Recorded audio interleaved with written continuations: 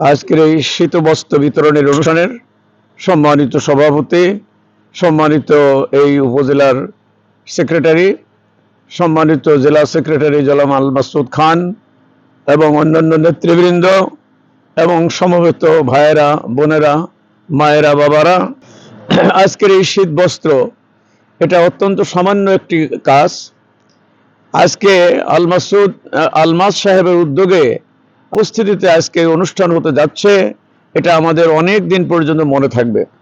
অনেক বিত্তশালী ধনী মানুষ আছে, কিন্তু অনেক খেটে খাওয়া মানুষ, গরিব মানুষের এই শীত থেকে অব্যাহতি এবং তার শীত লাঘব করার জন্য তেমন কোনো উদ্যোগ এবং চেষ্টা নাই।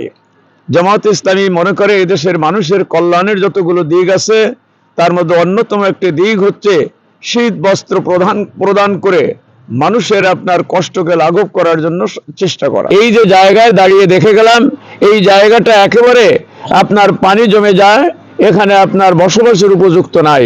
এখানে একটা সুন্দর ফোরকানিয়া মাদ্রাসা হবে, এই ক্লাব, এই পাঠাগারটা আরো সুন্দর, আপনার বই পুস্তক এখানে থাকবে, খবরের কাগজ থাকবে।